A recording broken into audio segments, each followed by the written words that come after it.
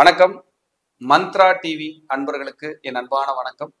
தொடர்ந்து இந்த சேனலுக்காக நீங்கள் கொடுத்து வருகின்ற ஆதரவிற்கு கோடான கோடி நன்றி. தொடர்ந்து இந்த சேனலை பாருங்க. இதில் வருகின்ற கருத்துக்கள், ஜோதிட பதிவுகள், ஜோதிட கருத்துக்கள் உங்கள் வாழ்விற்கு ஒரு வெளிச்சமாக நிச்சயமாக அமையும். தொடர்ந்து ஆதரவு தாருங்கள், பாருங்கள். ராசிகளை பற்றி நிறைய பார்த்துட்டு இருக்கோம். நிறைய விஷயங்களை பகிர்ந்துட்டு இருக்கேன். அதன் வரிசையில் இன்று விருச்சிக ராசி பற்றி பார்ப்போம். காலபுருஷ தத்துவத்தில் 8வது ராசி விருச்சிகம். செவ்வாய் அங்கே அதிபதியாக வருகிறார். சந்திரன் அங்கே நீசமாகிறார். செவ்வாய் ஆட்சி, சந்திரன் நீசம்.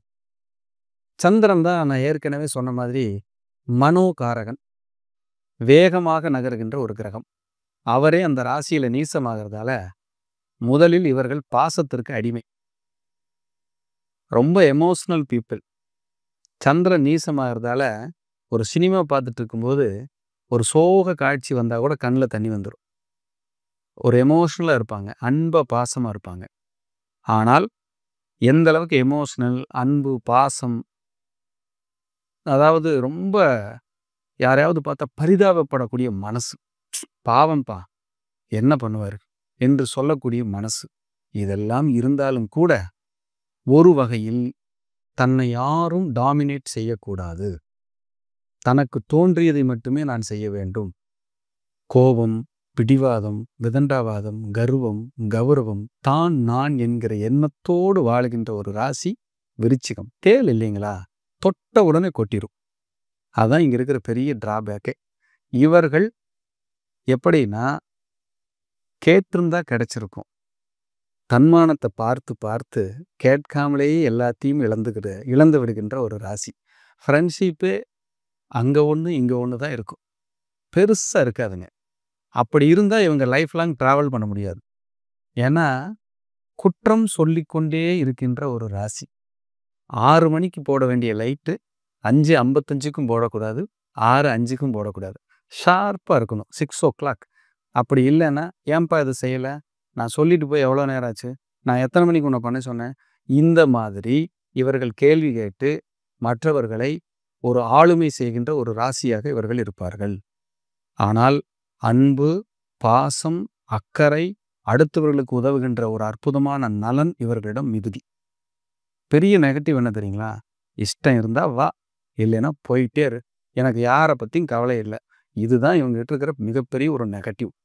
அப்படி நெகட்டிவாக இருக்கின்ற இவர்களிடம் எப்படி மற்றவர்கள் டிராவல் பண்ண முடியும்? பண்ண முடியாது. அதனாலேயே நிறைய பேர்த்த இழந்துருவாங்க. அப்போ விருச்சிகத்துக்கிட்ட எப்பவுமே எப்படி இருக்கணும் அப்படின்னா, எல்லோரும் எப்படி இருக்க வேண்டும் என்றால் அவர்களுடைய குணத்துக்கு தகுந்த போல் டிராவல் பண்ணிட்ட சேஃப். அப்படி இல்லைன்னா அவர்களிடம் நீங்கள் பயணிக்க முடியாது, பயணிக்க விடாது. கொஞ்சம் விட்டு கொடுத்து போயிருக்கலாமோ, பிற்காலத்தில் யோசிக்கிற ராசி விருச்சிகம். விட்டு கொடுத்துருந்தா கொஞ்சம் நல்லா இருந்திருக்கலாமோ என்று யோசிக்கின்ற ராசி விருச்சிகம். ஏன் அப்படின்னு சொன்னா அவர்களுக்கு கரெக்டாக தான் இருப்பாங்க. அந்த செவ்வாய் விடணுமே, அவங்கள நீசம் பெற்ற சந்திரன் யோசிக்க விடணுமே. அந்த ராசியில தான் நீசமாகிறாரு சந்திரன். அப்புறம் எப்படி யோசிக்க விடுவாங்க? பேசி தன்னுடைய பேச்சை கடுமையாக்கி ஒரு வார்த்தைனால ஒரு வார்த்தை போல்டா பேசி இவன்லாம் ஒரு மனுஷனான்னு மற்றவங்க பேசுற அளவுக்கு இவங்க வார்த்தையை விட்டு பிரச்சனையை ஏற்படுத்திக்கிறாங்க. ஆனால் எல்லா விதத்திலையும் பார்த்தா தேளானை பேணிக்கொள் ஒரு பழமொழி இருக்கு. தேள்னா விருச்சிகம். விருச்சிகம் மட்டும் ஒரு நண்பர்கள் வட்டத்திலேயோ ஒரு குடும்பத்திலேயோ இருந்தா எல்லாரையும் பார்ப்பாங்க, எல்லோரையும் அரவணைத்து அவர்களுக்கு ஏதாவது உதவி, ஏதாவது பிரச்சனைனா போய் முதல் ஆளாக நிற்கிறது விருச்சிகம் தான். சரிப்பா பேசுனா பேசிட்டு போகிறான், நம்மளை விட்ட அவனுக்கு யார் இருக்கா, விடு விடு, எத்தனை காலத்துக்கு வாழ போகிறோம், நீ கொஞ்சம் காலம் இருக்கிற வரைக்கும் என்னத்தை கொண்டு போக போகிறோம் என்று சொல்லி மற்றவர்களுக்கும் நன்மை செய்கின்ற ஒரு ராசி என்றால் அது விருச்சிகம்.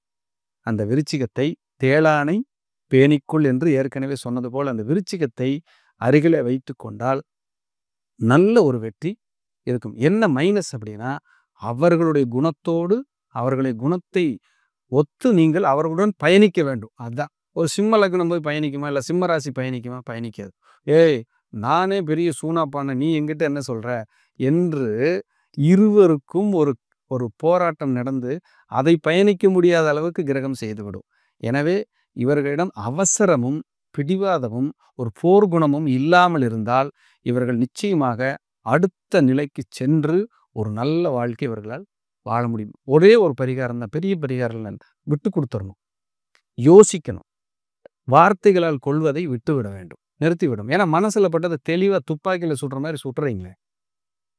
உங்ககிட்ட பேசுற நேரம் அமைதியா இருந்துக்கலான்னு மற்றவர்கள நினைக்கிற வச்சிடுறீங்களே. ஒரு வார்த்தைனாலும் ஒரு வார்த்தை கேட்டாங்கன்னா, அவங்க வாழவே முடியாத அளவுக்கு பண்ணிடுறீங்களே. அதெல்லாம் வேண்டாம். மன நிம்மதியா, எல்லா விதத்திலும் சிறந்தவர்கள் நீங்க. ஆனா உங்களுடைய அவசரமும், உங்களுடைய போர் குணமும் மற்றவர்களிடத்திலிருந்து உங்களை தள்ளி வைத்து விடுகிறது. அது தேவையில்லை. மனசுல பட்டத பேசி, பேசி அம்மாவா இருந்தாலும், அப்பாவா இருந்தாலும், மனைவி, கணவனா இருந்தாலும், குழந்தையா இருந்தாலும், பக்கத்து வீட்டுக்காரர் இருந்தாலும் விடுறதில்ல. போட்டு ஒரு நொறுக்கு நொறுக்கிடுறீங்க. மனசுல இருக்கிறத கரெக்டா பேசிடுறீங்க. தன்மானத்துக்கு ரொம்ப முக்கியத்துவம் குடுக்குறீங்க. ஆனால் பாசத்துக்கு தலை சிறந்த அடிமை. அம்மானா உலகம். அம்மா தான் உயிர். சந்திரன் அங்க நீசம். அதே மாதிரி செவ்வாய் ரத்த சம்பந்தப்பட்ட உறவுகள், பங்காளிகள் இவர்கள்லாம் நமக்கு வேணும். வச்சு பார்ப்பீங்க. என்னைக்காவது ஒரு நாள் இவங்க பயன்படுவாங்க. அந்த குணமெல்லாம் நிறைய இருக்குங்க. அதுலலாம் உங்களை குறை சொல்லவே முடியாது. ஆனா ஒரே ஒரு டிராபேக் எங்க ஒரு மைனஸ்ல போயிட்டு இருக்குன்னா, அவசரமும் அந்த போர் குணமும் எடுத்தெறிந்து பேசுகின்ற ஒரு விதமும் உடனே உடனே செய்ய வேண்டும் என்ற எண்ணமும் உங்களை ஒரு போராட்டத்திற்கு இழுத்து செல்கிறது. இதனால் என்ன செய்கிறீங்கன்னா, மற்றொரு இடத்துல சீக்கிரமா வேகமாக அந்த பெயரை கெடுத்துக் கொள்கிறீர்கள். அதெல்லாம் இல்லாமல் இருந்தால், ஏன்னா நாடு, தன் இனம், தன் மதம், தன் மொழிக்காக, இந்த நாட்டிற்காக, தேசத்திற்காக ஒரு உத்வேகமா என் நாடு என் மக்கள் என்று அரவணைத்துக் கொள்கின்ற ஆற்றல் விருச்சிகத்திற்கு அதிகம். அதே போல ரகசியம், யதார்த்தம், ஓப்பன் டாக் தான். தப்பு செஞ்சிட்டேன்ப்பான்னு நீங்க சொன்னாலும் நானே தப்பு பண்ணிட்டேன் அப்படின்னு சொன்னாலும் விருச்சிக தப்பு ஒத்துக்கும். நீங்க எல்லாம் போய் நோண்டி நோண்டி கேட்க வேண்டியதில்லை. ஆமா, இப்ப என்ன செய்யணுன்ற என்று தன்னுடைய தவறை ஒத்துக்கொண்டு குடும்பத்தாரிடம் ஓப்பன் டாக் அது தெரிவிச்சிடும். யாருக்கும் அது பயப்பட வேண்டிய அவசியம் இல்லை. நான் யாருக்காகவும் அப்படி வாழணுங்கிற எண்ணம் எனக்கு இல்லை என்று சொல்லி மற்றவர்களையும் அரவணைத்து வாழ்கின்ற ஒரு நல்ல ஒரு குணமும் நல்ல ஒரு குணாதிசயம் கொண்ட ஒரு அற்புதமான ராசி என்றால் விருச்சிகம். ஆனா சந்திரன் அந்த இடத்துல அஷ்டமாதிபதியா செவ்வாய், காலபுருஷனுக்கு அஷ்டமாதிபதி செவ்வாயோட வீடாகவும், சந்திரன் காலபுருஷனுக்கு சுகாதிபதி அங்கே நீசமடைவதாலும் உடல் ஆரோக்கியத்தில் சில கெடுதிகளை சந்திக்கிறார்கள். மன ரீதியாக மன உளைச்சல்களையும் சந்திக்கிறார்கள். எமோஷனல் ஆக வேண்டாம், டென்ஷன் ஆக வேண்டாம், படபடப்பு வேண்டாம், பதட்டம் வேண்டாம். ஒரு அக்கறையோடு, ஒரு அரவணைப்போடு, மற்றவர்களும் மனிதர்கள் என்று நல்ல குணத்தோடு அவர்களிடம் நீங்கள் நெருங்கினால் உங்கள் வாழ்வு வசந்தமாகும். நீங்கள் உங்களை உங்கள் சொந்தங்களும் உங்கள் நண்பர்களும் தூக்கி வைத்து கொண்டாடுவார்கள். அதில் எந்த மாற்றமும் இல்லை. நீங்கள் சிந்திக்க வேண்டியது, நீங்கள் நினைக்க வேண்டியது சரி. நாமளும் எங்கேயோ ஒரு ஸ்பீட் பிரேக்கை கிராஸ் பண்ணுற வேகமாக அது நல்லதில்லை.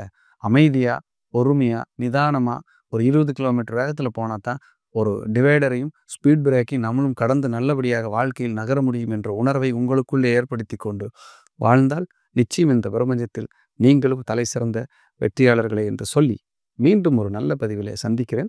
அதுவரை உங்களிடமிருந்து விடைபெறுவது உங்கள் பிரசன்ன ஜோதிட ஆராய்ச்சியாளர் அவினாசி ஜோதிலிங்கம். நன்றியும் வணக்கமும். வாழ்க வளமுடன். தொடர்ந்து இந்த சேனலுக்காக நீங்கள் கொடுத்து வருகின்ற ஆதரவிற்கு கோடான கோடி நன்றி. தொடர்ந்து இந்த சேனலை பாருங்க. இதில் வருகின்ற கருத்துக்கள், ஜோதிட பதிவுகள், ஜோதிட கருத்துக்கள் உங்கள் வாழ்விற்கு ஒரு வெளிச்சமாக நிச்சயமாக அமையும். தொடர்ந்து ஆதரவு தாருங்கள். பாருங்கள்.